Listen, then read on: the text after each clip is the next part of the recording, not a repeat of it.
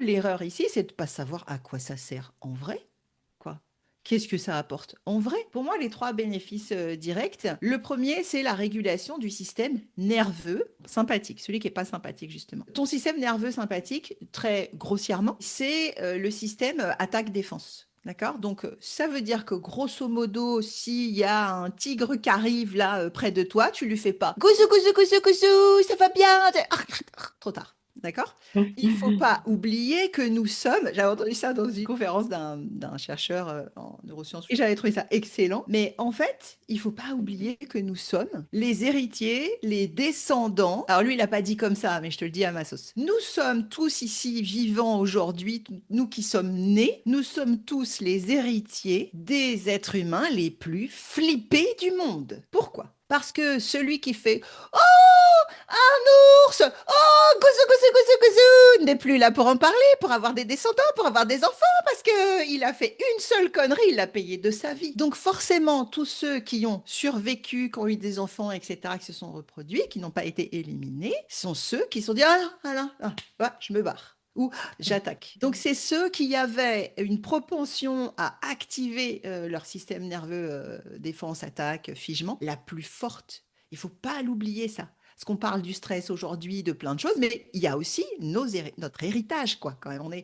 On est bien câblé pour stresser à la base. Et donc, les techniques qui permettent de réguler le système nerveux, c'est très important. Il y a des conséquences graves à être toujours en mode système nerveux activé, en stress chronique, puisque tu es en train d'épuiser tes ressources et ton fonctionnement, etc. Et quand tu réactives le système nerveux parasympathique, on dirait que c'est la pédale de frein, de détente, alors que l'autre, c'est la pédale attaque, défense, comme ça, adrénaline, on est prêt à fuir, à attaquer, à tout ça. Le problème, c'est qu'il y a, pendant que tu es en train de te barrer d'une situation dangereuse, l'ours, le tigre, tout ce que tu veux, tu t'occupes pas de dire «Oh, est-ce que je digère bien aujourd'hui? Est-ce que je dors bien?» Non, tu t'occupes d'être vivant déjà et de sortir de la situation. Mais du coup, il y a des conséquences sur le sommeil. Si tu es toujours activé en mode stress chronique, système nerveux sympathique activé, tu dérégules les autres systèmes de ton corps. Troubles du sommeil, troubles de la digestion, prise de poids, etc. Et parfois, très étonnamment, quand on a, alors je suis pas médecin, donc je te le dis, mais moi, ce qui m'a étonné, c'est d'apprendre que, par exemple, quand on a pris du poids, etc., bah, des fois, c'est parce qu'on dort mal, parce qu'on est trop stressé. Et en s'occupant d'utiliser des techniques de méditation, de retour au calme, de yoga nidra, de voilà, toutes les techniques qui permettent de revenir, de pranayama. Pranayama, c'est les respirations. Eh bien, on va complètement jouer là-dessus. On va passer d'un mode stress sur stress à Mhm. détente.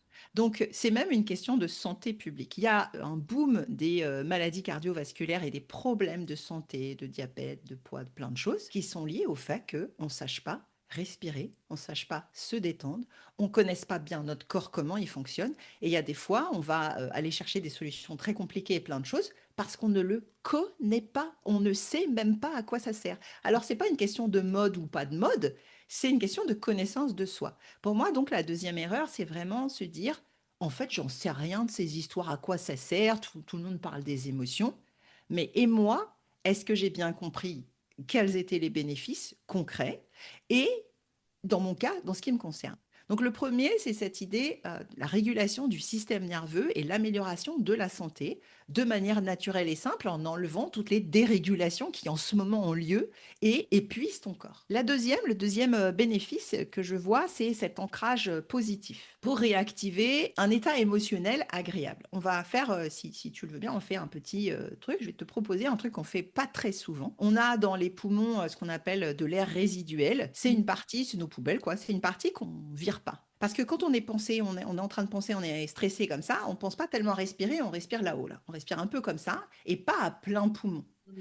Et donc, je vais vous proposer qu'on le fasse maintenant, très simplement, très rapidement. Vous allez vider l'air. On va vider tout l'air et donc vous allez souffler jusqu'à ce qu'il n'y ait plus d'air du tout, du tout, du tout, du tout, du tout. Donc, on y va.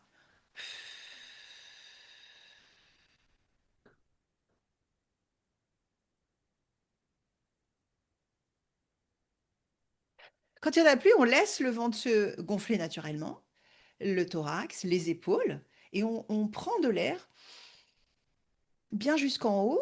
On retient 2 secondes et on souffle tout doucement comme si on soufflait dans une paille. On va faire ça 3 fois. je vide, je peux mettre la main sur le ventre, je vide, je vide, je vide, je sens le ventre se creuser, je sens ma main venir vers l'intérieur. Et quand j'ai terminé à mon rythme, je remplis, tout simplement, je laisse se remplir par le ventre, la poitrine, les épaules, jusqu'à ce que je puisse plus en prendre. Et je souffle tout doucement comme si je soufflais dans une paille. Et je vide bien une troisième et dernière fois. À ton rythme, hein, tu fais ça. Et quand c'est ton moment, tu laisses le ventre se remplir tout simplement. La poitrine, les épaules, et tu souffles tout doucement comme si tu soufflais dans une paille.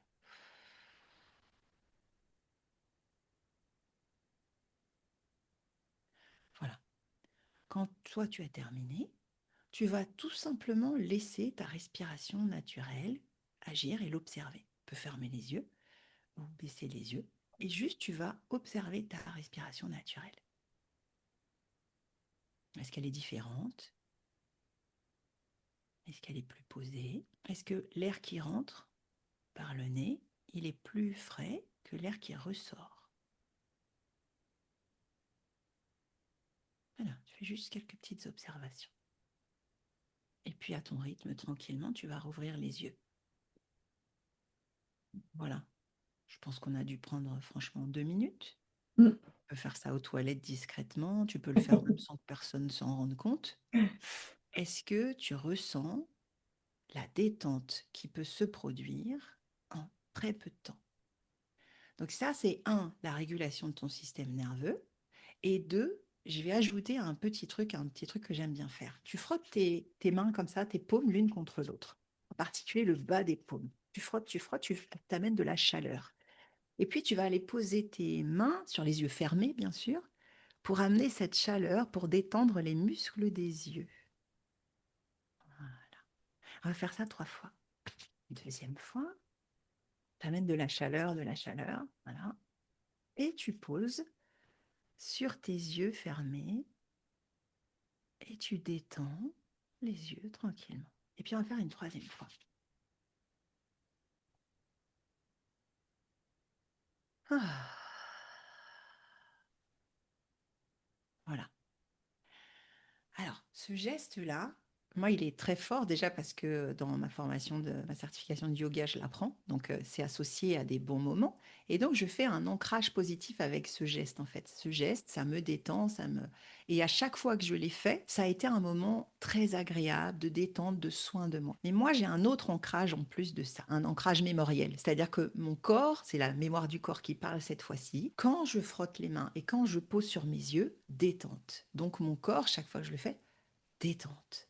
Et donc, c'est comme un bouton magique que je peux avoir en moi et que je peux activer à n'importe quel moment. Moi, en plus de ça, dans cet ancrage, j'ai un énorme ancrage émotionnel. Quand j'étais petite et que c'était l'heure d'aller me coucher, je fermais les yeux et ma maman me faisait des petits bisous sur les yeux dans le coin comme ça de l'œil.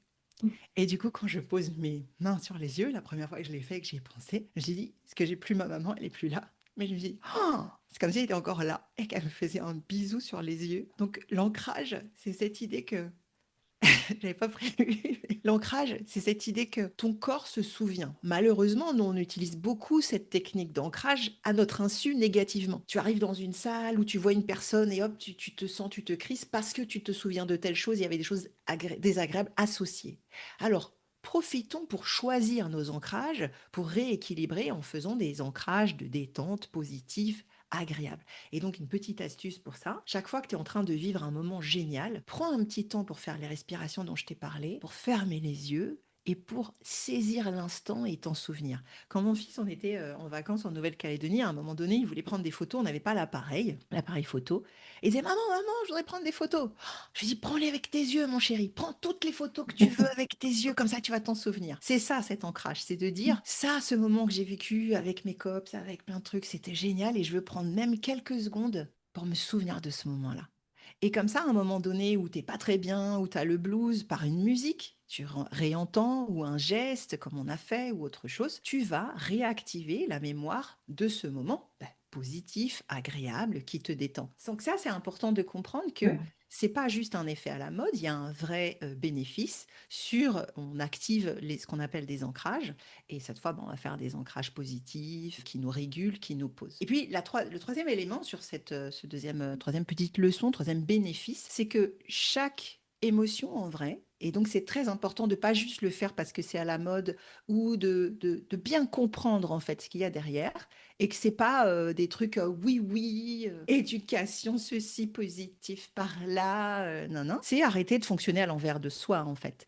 Les émotions, elles ont tout un message, elles ont tout un rôle. Alors, évidemment, quand en général tu surkiffes, tu t'éclates, cette émotion est très importante déjà, mais en général, tu t'arrêtes pas pour dire stop, stop, je suis en train de kiffer, attends 2 secondes, parce que je vais le noter, parce que. Juste, tu apprécies, tu fais, ou des fois, tu t'en rends même pas compte et t'es déjà passé à autre chose. C'est comme le coup de la brosse à dents et tu penses à autre chose, et tu en creux même pas, tu t'en sers même pas. Ça, c'est dommage parce qu'il y a les autres émotions, évidemment. Mais la joie, elle est très importante. C'est vraiment une boussole pour toi. Et ça, faut le comprendre et le retenir. Cette idée, pendant très longtemps, parce qu'on est plutôt élevé et on est plutôt conditionné à ne pas s'écouter, ne pas se laisser aller, à se couper de ses émotions et donc de ses intuitions, de ses besoins. En fait, quand on se sent joyeux, quand on kiffe, quand on est inspiré, énergique, etc., c'est en train de dire, hé, tu sais, tu as des besoins, tu n'as pas le choix, hein, en fait. Hein. Tu as soif, tu as faim, mais pas que, tu as des besoins. Bah, tu sais quoi? Ce que tu es en train de vivre là, juste maintenant, c'est en adéquation avec tes besoins, avec tes valeurs. Tu es nourri, tu es aligné. Mm. C'est pour ça qu'on a cette sensation si agréable. Donc, c'est une super boussole quand tu doutes, quand tu te demandes, OK, on peut aller voir à l'extérieur, on peut aller voir des coachs, des psys, on peut parler à des amis et tout. Pourquoi pas? N'empêche que la réponse, c'est toi qui l'as. Et juste, moi, je savais pas dire non, je savais pas faire, ça m'a amené dans plein de situations ou de relations assez toxiques, en fait. Et le jour où j'ai commencé, c'est ma psy pour la séparation, en fait, qui me dit, mais on a l'impression que vous attendez qu'il soit d'accord. J'ai dit, bah oui, je t'ai dit, hyper empathique, je veux que personne souffre. Voilà. J'ai dit: «Bah, évidemment, voilà» et elle me dit: «Mais déjà, c'est pas forcément possible». Elle me dit: «Mais c'est pas la question». Elle me dit: «Qu'est-ce que vous voulez, vous?» Ah, encore l'autre question qui pique, quoi. Tu dis: «Ah, j'ai le droit, moi, de vouloir un truc juste pour moi dans cette pièce sans tenir compte de personne, ni des enfants, ni à qui ça pourrait peut-être faire du mal, ce que j'ai besoin de revivre et ça». Ah ben, moi, je veux plus, je suis pas bien et je peux plus, en fait et je veux plus. Mm. Et ça a été pour moi un vrai travail de me dire, Sarah, tu sais pas t'écouter. Alors la joie facile comme ça, superficielle, facile. Je sais te dire que je kiffe, que j'adore faire ce métier, ok, c'est facile, c'est pas pareil, tu vois. Mais ce truc-là, ça a été cette boussole, la boussole intérieure de la joie qui dit, je suis au bon endroit, c'est aligné, ça me protège, etc. Eh bien, j'ai appris à regarder mon nombril, à descendre, à mettre la main sur le ventre et à dire, j'ai envie ou j'ai pas envie. Et vraiment, hein, textuellement, à faire pause et à dire, j'ai envie ou j'ai pas envie, parce qu'en fait, je sais pas. Excuse-moi, je sais pas. Moi, je sais juste, oui, t'es mal, moi aussi, c'est pas grave, il y a ma jambe qui traîne par terre, on continue, viens, je rampe, j'y vais, c'est pas grave. Je peux quand même le faire. Donc, la joie, c'est très important aussi. Donc, connaître toute la signification de chaque émotion, c'est important. Je vais aller plus vite sur les suivantes, mais il y a cette idée que c'est un mode de pilotage interne, une boussole. Cette machinerie est quand même vachement bien faite. Hein. Et ça serait dommage de ne pas l'écouter. Et quand c'est dérégulé, c'est aussi juste parce qu'on n'a pas pris l'habitude d'écouter. Alors, tu vois, ça revient à ce que je te disais tout à l'heure, mais ok, tu vas, entre guillemets, faire la leçon à d'autres, tu vas leur apprendre à réguler leurs émotions, mais est-ce que tu es sûr que toi-même d'abord, tu as bien compris, appris, incarné assez de choses pour que ça vienne pas de manière intellectuelle ou de manière superficielle, alors que il y a d'abord quand même des choses à apprendre pour nous et en nous, quoi. Hein. Donc voilà, la joie, c'est le message qui dit mes besoins sont satisfaits. La peur, ça veut dire ça me signale un danger. La colère, c'est une frustration ou le fait une intrusion sur mon territoire, ma façon d'être, etc., ma personnalité. La tristesse, ça nous signale une perte. Ça peut être un objet, une personne, une partie de nous-mêmes. Et le dégoût, c'est un risque d'empoisonnement, d'indigestion nocive, au sens propre ou au sens figuré. Évidemment, il y a pas mal de ressources, tu pourras aller trouver plus loin des éléments et on pourra aller plus loin sur ces sujets-là. Mais il y a vraiment cette idée que l'erreur numéro 2, c'est ne pas savoir à quoi ça sert réellement les émotions et ne pas avoir pris la mesure de comment ça nous aide à vivre, à sortir de la maladie, à atténuer des choses pour lesquelles on va chercher plein d'autres solutions ailleurs, mais on ne s'occupe pas des entre guillemets, solution de base, parce que, comme je te l'ai dit dans le titre de la conférence, personne nous a appris, on nous a pas donné vraiment le mode d'emploi. Jusqu'à il y a très peu de temps, on ignorait complètement ça. Moi, je me souviens d'une personne qui disait à ma petite mère, qui était justement très malade et en train de beaucoup se dégrader, qu'elle disait, oh bah dis donc, je m'inquiète pour vous et tout, parce qu'en plus, vous écoutez pas, hein. Et c'était un compliment, c'était Mm. une façon de lui dire, en plus, vous n'êtes pas quelqu'un, vous, qui s'écoute. Et moi, ça m'a fait tellement pleurer cette phrase parce que je dis, bah oui, c'est ça justement, c'est que ton corps, tu l'écoutes tellement pas que tu l'abîmes tellement, quoi. Donc vraiment, ces messages sont hyper importants.